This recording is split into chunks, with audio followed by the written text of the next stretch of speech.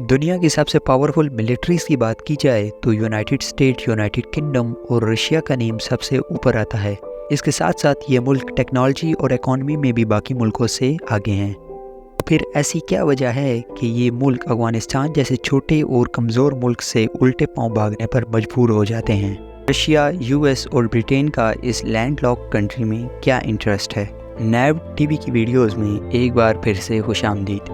ناظرین، اگر افغانستان کی ہسٹری کو دیکھا جائے تو یہاں پہ 2500 سال پہلے تقریباً 522 BC میں پرشین نے قبضہ جمانے کی کوشش کی، لیکن وہ صرف یہاں 2 سال ہی رہ سکے۔ اس کے بعد 330 BC میں یہاں الیگزینڈر نے قبضہ جمانے کی کوشش کی، لیکن وہ بھی صرف یہاں 7 سال ہی رہ سکا۔ اس کے علاوہ یہاں منگول امپائر، سکھ امپائر اور مغل امپائر نے بھی الگ الگ وقتوں میں قبضہ جمانے کی کوشش کی، لیکن منگول امپائر یہاں صرف 2 سال ٹکا اور سکھ اور مغل امپائر بھی 1 سال رہ سکے۔ جب برٹشرز نے ایشیا پر قبضہ کرنا شروع کیا تو آج کا فلپائنز، انڈیا، بنگلہ دیش اور پاکستان پر قبضہ کیا، لیکن افغانستان پر مسلسل 3 بار حملہ کرنے کے باوجود بھی بات نہ بنی۔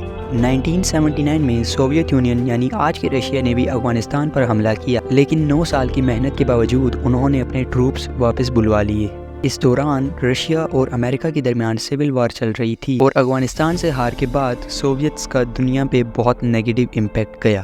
ابھی 12 سال ہی گزرے تھے کہ امریکہ نے افغانستان پر حملہ کر دیا۔ اس جنگ میں نہ صرف امریکہ بلکہ اس کے ساتھ ساتھ تمام نیٹو کنٹریز بھی شامل تھی، جن میں Germany, Poland, Denmark, Finland, UK، Italy اور 13 الگ پاورفل کنٹریز تھی، اور دوسری طرف افغانستان اکیلا ہی اس جنگ کو لڑ رہا تھا۔ افغانستان کے خلاف یہ جنگ 20 سال تک چلی، لیکن کوئی کامیابی نہ مل سکی، اور آخرکار امریکن فورسز کو بھی 20 سال کے بعد یہاں سے نکلنے کے لیے طالبان کے ساتھ ڈیل سائن کرنی پڑی۔ ایکسپرٹس کا کہنا ہے امریکن فورسز اپنی اس 20 سالہ جنگ میں افغانستان پر صرف 15% ہی قبضہ کر پائی تھی۔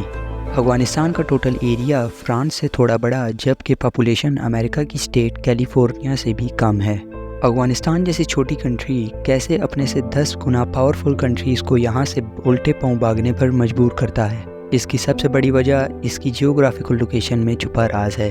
افغانستان 3 بڑے قبیلوں میں بٹا ہے، جن میں ازبکس، تاجکس اور پشتون شامل ہیں۔ افغانستان کا بارڈر آج سے 120 سال پہلے غیر ملکی طاقتوں نے ڈسکور کیا تھا، جس کی یہاں رہنے والے ٹرائب کے سامنے کوئی حیثیت نہیں ہے۔ اس کے ساؤترن بارڈر کی طرف پشتون بہت بڑی تعداد میں رہتے ہیں، جو بارڈر کی اس پار سے زیادہ اس پار پاکستان میں رہتے ہیں، جن کی آدھی فیملی افغانستان تو آدھی پاکستان میں رہتی ہے۔ جیسے وہ لوگ بارڈر بننے سے پہلے ایک دوسرے سے ملنے جایا کرتے تھے، ویسے ہی بارڈر بننے کے بعد بھی جایا کرتے ہیں۔ جیسا کہ اس بارڈر کا زیادہ تر حصہ اونچے پہاڑوں پر مشتمل ہے، اس وجہ سے اس بارڈر کو کنٹرول کرنا پاکستان اور افغانستان دونوں کے لیے مشکل ہے۔ دی ڈیورنڈ لائن کے نام سے جانا جانے والا یہ بارڈر 2640 کلومیٹر لمبا ہے۔ اس میں کم سے کم 300 سپاٹس ایسے ہیں جہاں سے لوگ آ جا سکتے ہیں۔ اسی چیز کا فائدہ اٹھاتے ہوئے یہاں ڈرگز، ویپنز اور ملیٹنٹ کی اسمگلنگ بہت کامن ہے۔ افغانستان میں رہنے والے ٹیررسٹ یہاں سے پاکستان آتے اور یہاں سے نیو ملیٹنٹس تیار کر کے لے کر جاتے تھے۔ یہی وجہ ہے کہ ڈیورنڈ لائن کو دنیا کا سب سے خطرناک بارڈر کہا گیا ہے۔ افغانستان پر اگر کسی ملک نے زمینی راستے سے حملہ کرنا ہو تو ان کو ساتھ والی نیبرنگ کنٹری سے مدد لینی پڑے گی۔ مان لو اگر کوئی ملک افغانستان میں داخل ہونے میں کامیاب بھی ہو جاتا ہے تو حملہ آوروں کو بڑے بڑے پہاڑوں سے گزرنا پڑتا ہے۔ یاد رہے کہ افغانستان چاہے کانٹیننٹ کے سینٹر میں، لیکن یہاں کی کم آبادی بھی یہاں کے اونچے پہاڑوں کی ہارش کنڈیشن کی وجہ سے ہے، جن کو ہندو کش ماؤنٹین رینج کے نام سے جانا جاتا ہے۔ یہ رینجز اتنی اونچی اور اتنی خطرناک ہیں کہ یہاں سروائیو کرنا قریب امپاسبل ہے۔ یہ ماؤنٹین رینجز افغانستان کے 75% ایریا کو کور کرتی ہے۔ اگر پوری کنٹری کی بات کی جائے تو 50% ایریا 2000 میٹر کی اونچائی پر ہے۔ یہ پہاڑیاں افغانستان کے لیے نیچرل وال کا کام کرتی ہیں۔ جب سوویت نے افغانستان پہ حملہ کیا تو یہ ملیٹنٹس پہلے سے ہی ان پہاڑیوں پہ چھپ کر بیٹھے ہوتے تھے، اور جیسے ہی سوویت کی گاڑیاں یہاں سے گزرتی تو یہ ملیٹنٹس ان پہ حملہ کر کے انہیں تباہ کر دیتے تھے۔ جہاں یہ ہندو کش ماؤنٹین رینج افغانی طالبان کو حملہ آوروں سے بچاتی ہیں، وہیں یہ ہندو کش ماؤنٹین رینج ایک ویلی کو دوسرے ویلی سے جوڑنے میں مدد کرتی ہیں، جن پہ سفر کرنا انتہائی مشکل ہے۔ 1979 میں سوویتس نے افغانستان کے سٹی خوست میں اپنی ملٹری بیس بنانے میں کامیاب ہوئی۔ یہ بیس ایک ویلی میں بنائی گئی جس کی चारों जानिब ऊंचे ऊंचे पहाड़ मौजूद थे। इसका फ़ायदा उठाते हुए अफगानी मिलिटेंट्स ने इन पहाड़ों पर बसेरा डाल लिया और इस बेस को चारों जानिब से घेर लिया। क्योंकि ये मिलिटेंट्स ऊंची पोजीशन पर मौजूद थे, इसी वजह से इन्होंने वैली में जाने वाले तमाम रास्ते बंद कर दिए।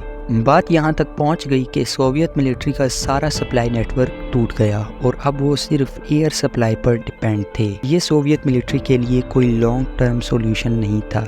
ये स्ट्रेटजी अफगानिस्तान मिलिटेंट ने सिर्फ सोवियत के खिलाफ इस्तेमाल नहीं की, बल्कि जब 2001 में अमेरिका ने अफगानिस्तान पर हमला किया तो 1,30,000 फोर्स को एयर के ज़रिए भेजा गया। लेकिन बात ये थी कि अब इन फोर्सेस को सप्लाई कहाँ से आती थी। इन फोर्सेस को सप्लाई पाकिस्तान के खैबर पास के रास्ते भिजवाई जाती थी। अफगान मिलिटेंट्स को ये मालूम था कि खैबर पास उनके लिए कितना इम्पोर्टेंट है, इसी वजह से वो ट्रक्स पर हमला करने का कोई मौका हाथ से ना जाने देते। और हत्ता कि 2009 में उन्होंने खैबर पास के सबसे वीकेस्ट पॉइंट को ही तबाह कर दिया। जब उनको यूएस की तरफ से जवाबी हमले का सामना करना पड़ता तो वो बड़ी चालाकी से बॉर्डर क्रॉस करके पाकिस्तान आ जाते और यहाँ आने के बाद यूएस के ट्रक्स को खैबर पास में दाखिल होने से पहले ही जला देते। यूएस ने अफगानिस्तान में टेररिस्ट को ख़त्म करने के लिए अफगान हुकूमत के साथ हाथ मिलाया और वहाँ के लोकल्स को भी अपने साथ इस जंग में शामिल किया। एक एस्टीमेट के मुताबिक यूएस ने इस ऑपरेशन में $2.3 ट्रिलियन बहा दिए, यानी हर रोज़ $300 मिलियन अपनी फोर्सेस पर खर्च किया। इतना पैसा लगाने के बाद भी यूएस की मिलिट्री सिर्फ 15% और अफगानिस्तान 85% को होल्ड करती थी। तो यूएस ने यहाँ से निकलने में ही अपनी बेहतरी समझी। अब हमें ये बात तो समझ आ गई कि यहाँ की अनगिनत पहाड़ियाँ, उनमें छुपे गार और यहाँ के मिलिटेंट्स की वजह से गैर मुल्की ताकतें यहाँ ज़्यादा देर टिक नहीं सकती। अब हर कोई घूम फिर कर अफगानिस्तान पर ही क्यों कब्ज़ा करना चाहता है, इसका जवाब भी इसकी जियोग्राफिकल लोकेशन में मिलता है। अफगानिस्तान, जिसे एशिया का हार्ट भी कहा जाता है, ये ऐसी जगह पर मौजूद है जहाँ से साउथ एशिया, सेंट्रल एशिया और मिडल ईस्ट में कनेक्टिविटी बनती है।